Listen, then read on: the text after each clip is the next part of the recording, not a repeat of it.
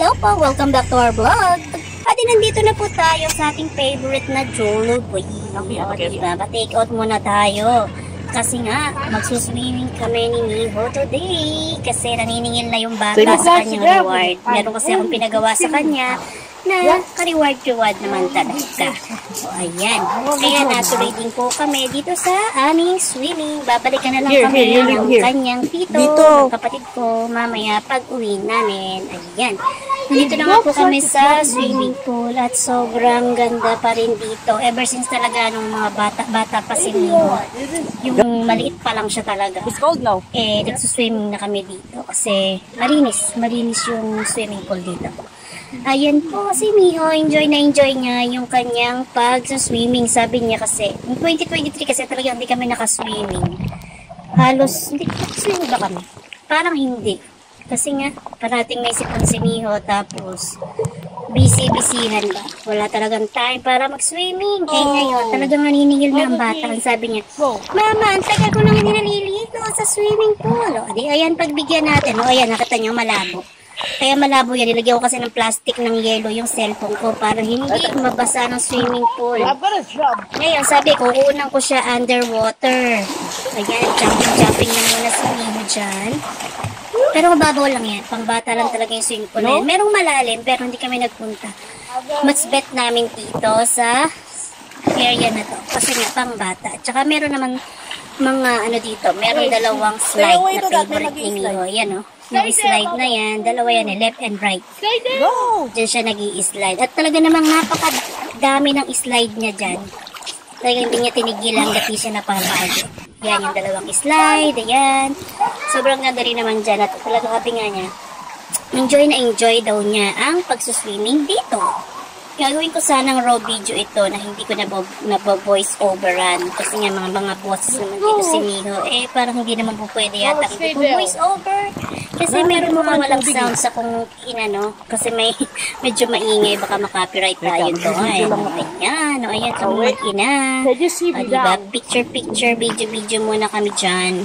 Ayan, syempre, nag-iisa lang yan. Bantay sarado talaga sa akin yan. Hindi ko binawala sa paningin ko kahit sabihin mong mababaw lang dyan. Nako, mabuti na yung safe. At saka binibilan niya ng lola yung bata. Ingatan ang bata. O syempre, ingatan natin talaga. Bantay sarado siya. Kahit nag-i-stay siya ganyan, bantay sarado siya sa akin.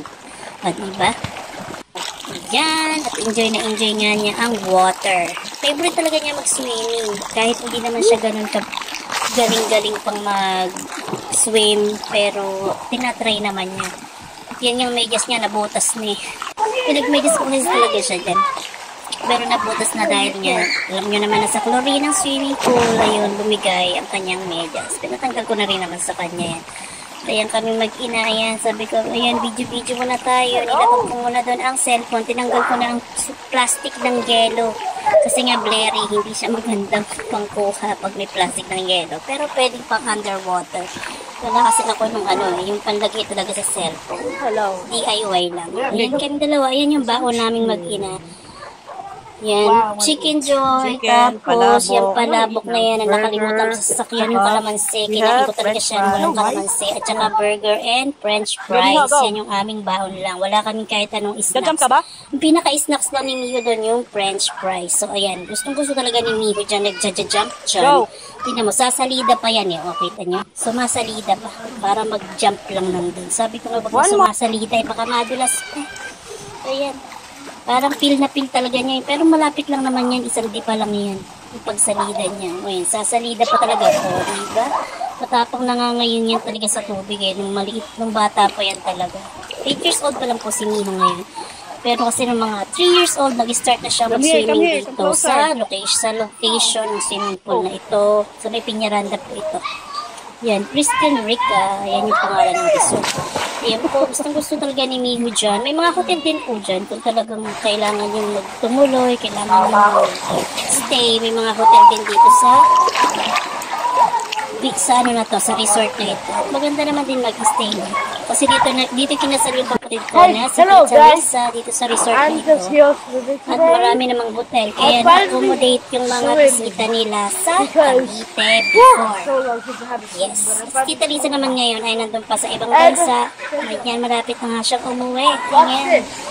At eto po ang ating walang kasawaan talaga siya mag-swimming. Nagpunta kami dito mga around 11 a.m. and then umuwi kami ng mga 4 p.m. na. Pero 3 p.m. stop na kami mag-swimming na. Nakapag-shower na kami dalawa na. Naghintay lang namin si Tito Bernard para kami ay pick upin. Yung nga po kapatid ko, yan. Tito ni Miho. Ayan nga po ang ating si Miho. Wala talaga siyang katapusan ng pag-swimming at pag-i-slide dyan. Kahit parit-parito ako ng pagsasabi, this is a happy moment of Miho. Siyempre, kailangan natin i-upload dyan para ma-save natin din ang mga moments na ganito. Sabi ko, huwag siyang hihiga pag i-slide. Umupo lang siya. Diba? Sunurin naman yan. Marunong na nga talaga yan. Pag sabi, tingnan niyo, butas yung medyas. Diba? Nabutas ko talaga ang medyas niya.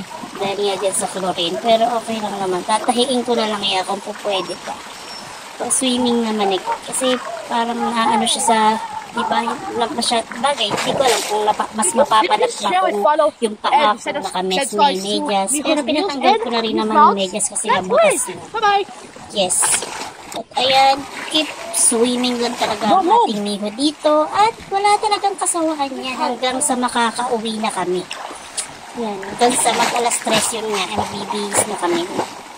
Happy naman ang banding namin kahapon, January 21, 2024. Yan yung first swimming namin this year. Kahit kaming dalawa lang natuloy. Diba, ayan na, butas na yung medyas niya. Konti lang yung maliit na yung butas niya nung bago siya mag-jump dyan sa swimming pool eh. Pero nung ano na, ayan, labot na nga ng maghapon. Ayan, pinatanggal ko na talaga. Nabutas na talaga siya, totally butas. Pero kung talaga, pwede pa naman tahiin. Kung ayaw mo itapon pa yung medyas. Pero dahil ayaw ko pang itapon, ayan, tatahiin ko yan. At ayan, pinapasayaw-sayaw ko po siya. Suno rin naman yun. Ngayon, nilipat kami doon sa isang swimming pool na mas malalim. Pero meron namang mababaw na area. Doon lang naman si Miho mag-i-stay. Kasi yan yung medyo may pa 6 feet tong swimming pool na to. Pero dyan, 4 feet lang yan nandyan. Yan, mababaw lang sa side na yan. Meron namang guhit na color white na hindi siya pwedeng lumagpas kasi nga medyo malalim na doon. Yan, at di naman kami pareho marunong lumangoy. At kami lang dalawa, diba sabi ko nga sa kanya, kapag tayong dalawa lang, lalo na kanya, bawal ang tsinelas. Yun, nag-iintay siya sa akin doon sa aming cottage. Bawal ang tsinelas sabi ko siya aalis doon, hanggat hindi ako lumalabas ng bathroom. Drink. Kasi naman, diba, alang kasama. Except to the water, the plain water. Sa tubig, nang hindi ako nakatanaw. Yes, yun ang rules namin dalawa. Especially wala talagang kasama. Kaming dalawa lang talaga. Ayan.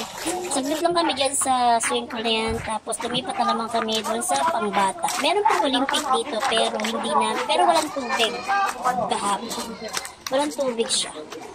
Pero malalim naman na talaga yun. Hindi kami talaga pwede doon. Talagang pag-Olympic na yun. Nagpastaw na talaga yung tubig doon. As in. Pero na-try na namin doon before nung kasama ko pa ibang kapatid ko at may mga kasama kami. Kaming dalawa lang. O ayan, tapos na. Nakabihis na kami ni Miho. Nakabihis na siya.